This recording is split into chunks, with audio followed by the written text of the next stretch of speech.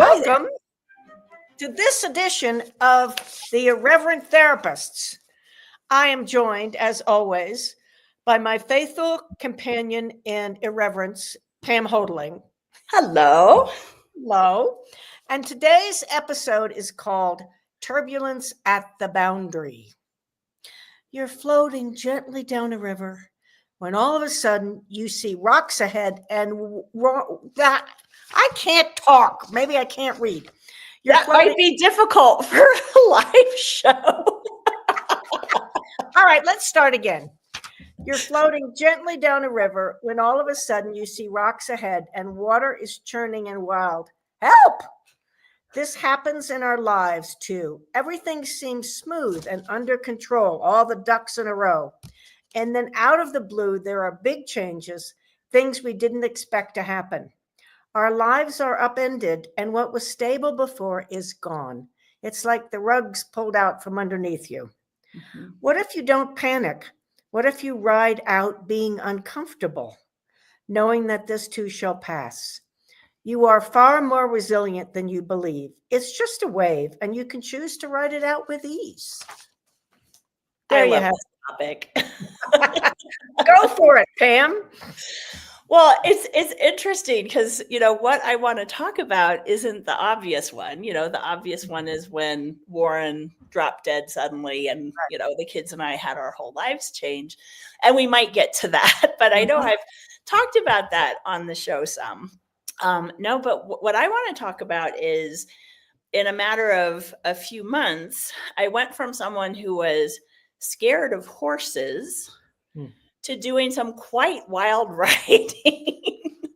and to me, that journey was just what this is talking about. Because what I realized is, so first of all, Marilyn and I often go to a beautiful place in Costa Rica where there's classes going on and stuff that we might be attending. And it's called El Lugar. And there's a lot of horses there and a lot of people who are enjoying horses. And I've always had it at arm's length. Like, I don't get the horse thing. Plus, I did some riding as a kid, was thrown when I was jumping, never got back on a horse. So I've had all this stuff going on, which I've used a lot of access tools to unwind.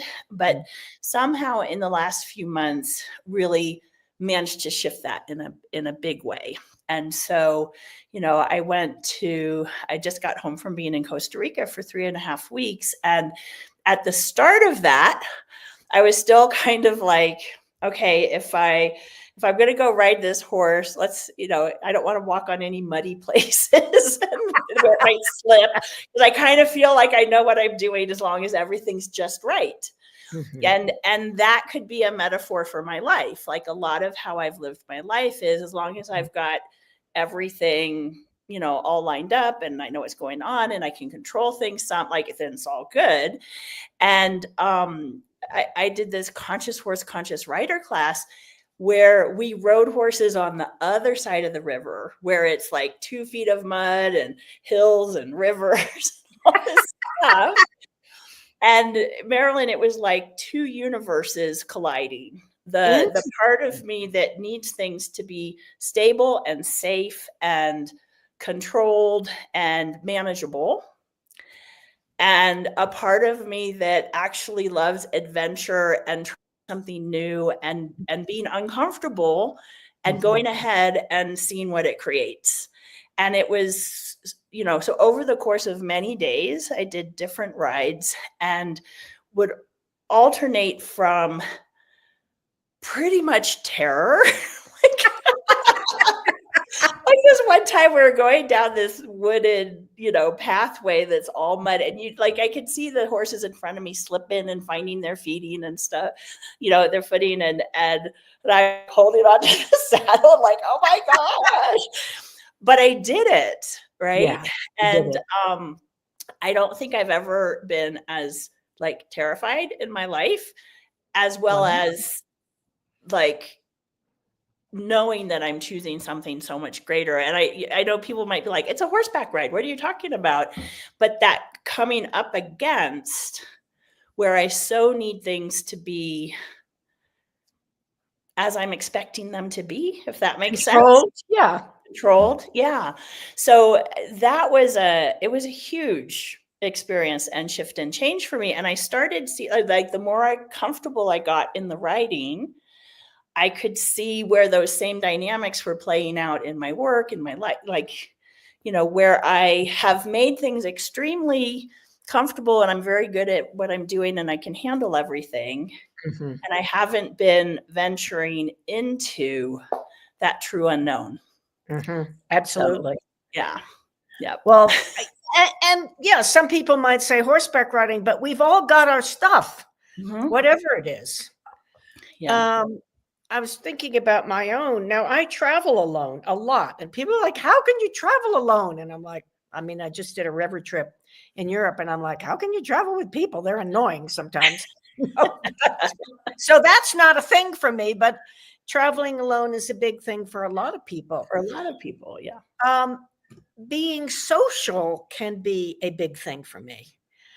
And I don't know, I've been hibernating kind of for a year, a little over a year. Something had to do with the death of a pet and all this.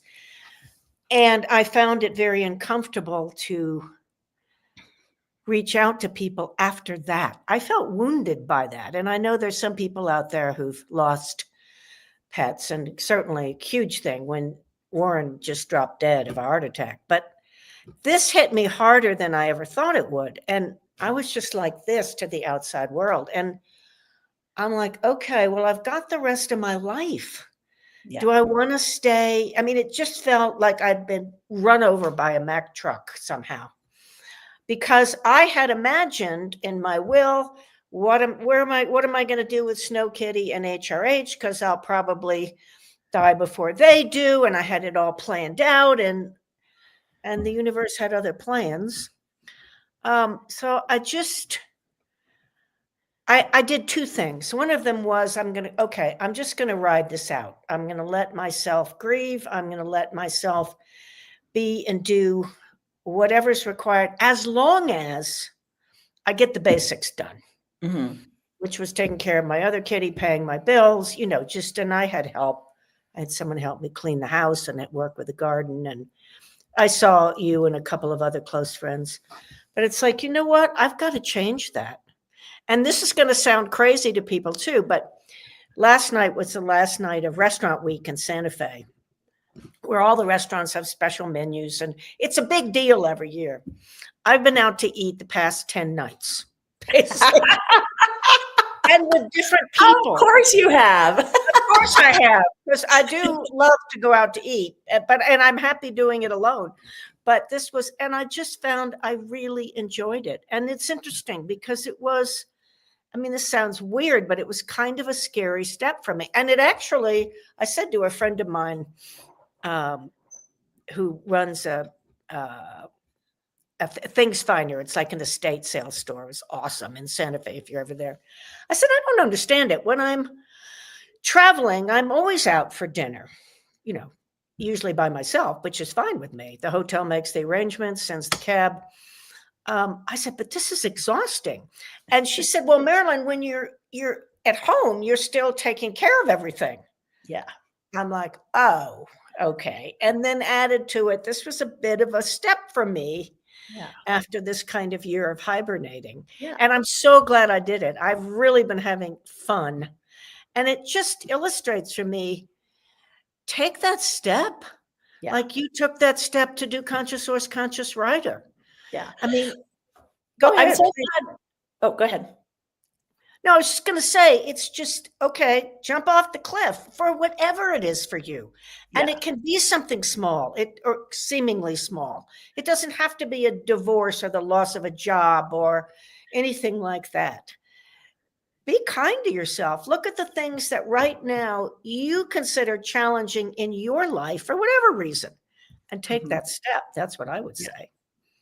Well, there's so much I have to say about everything you've been talking about. I mean, from the beginning. So one is like, just be an allowance of yourself, however you are with what's going on, right? Because if you're judging yourself, and I know during this year of hibernation, there were times you judged yourself. And they're like, oh, I should be doing more. But then you would actually take a look and say, hey, yeah, lots going on. Be kind to myself.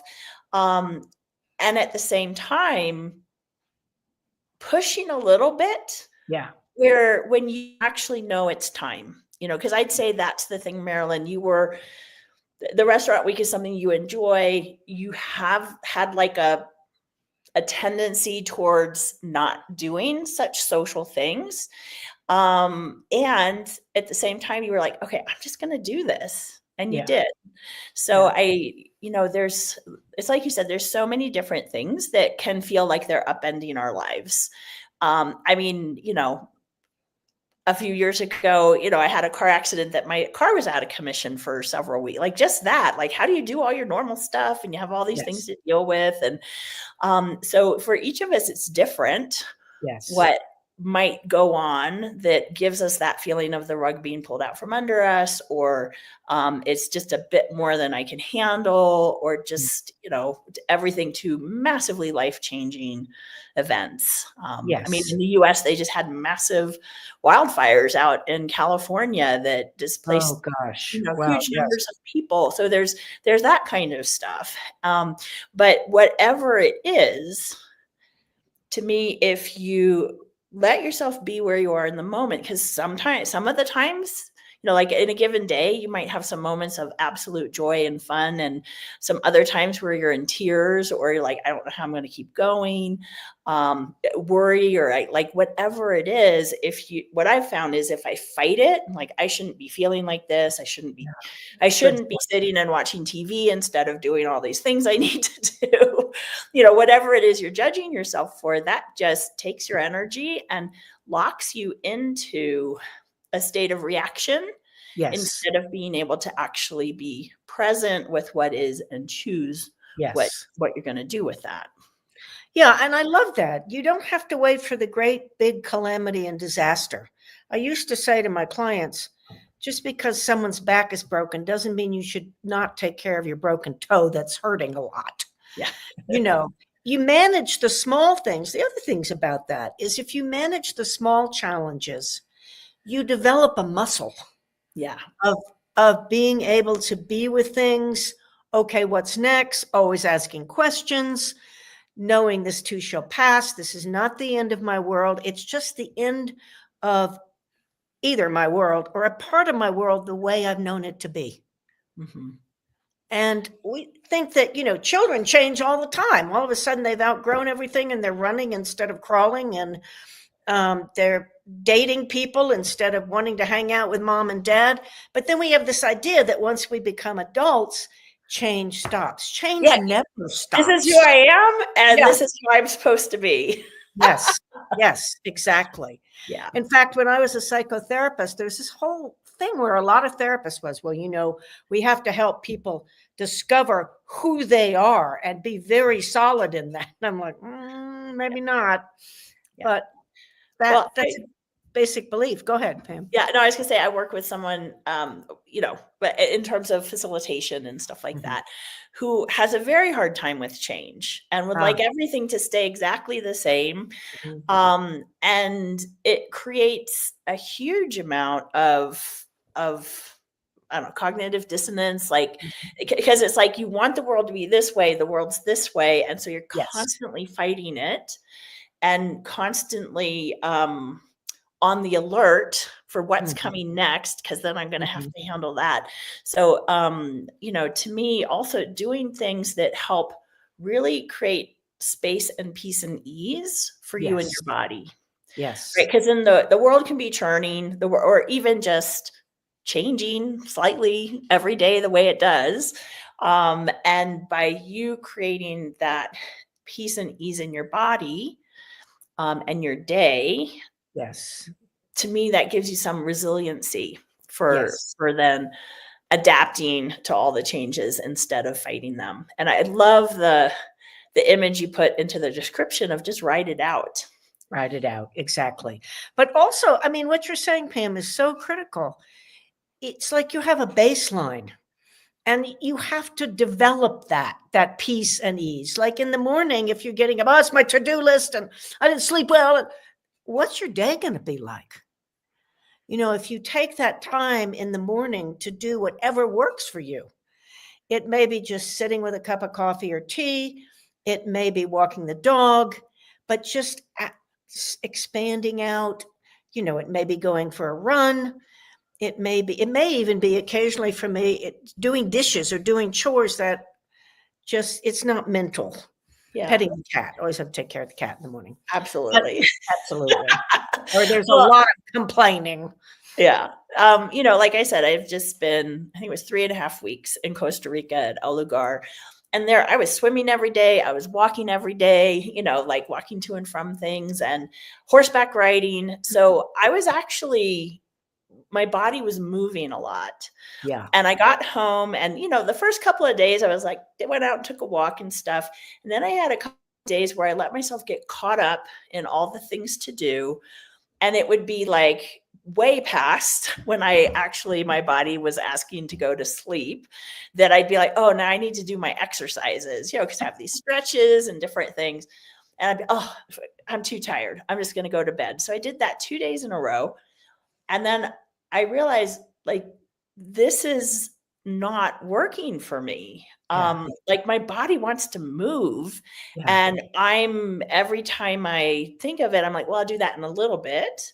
Yeah. And then not getting to it. So yesterday I actually took the car, drove to someplace beautiful and took a walk. And that was so nurturing to me and my body, and then early in the evening, I was getting up for, I was working, I was getting up for something. And I was like, I'm going to do those exercises.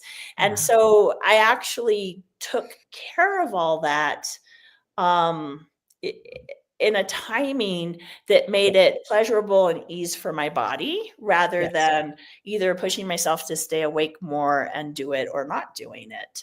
So sometimes it's just little choices like that. And often the choice to take care of ourselves is the one we put low priority on.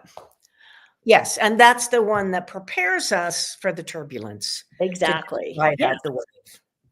Yeah, because when I'm actually giving myself the space to get my bars run, the access bars, energy session, to do that, to take a walk, to take care of my body, eat well, eat what works for my body. I don't mean well, like, oh, there's a defined thing with that. But all of that creates that. Yeah, that to me, it's like a flexibility where things can be coming and I'm like, oh yeah, I can sway with it. I can ride with it instead of smack up against it and be like, oh man, this sucks. Yeah. Cool. Well, folks, I think this is a good place to stop and have fun with riding the wave. That's what I would say. Yes. And be nice and kind to yourself. Yes.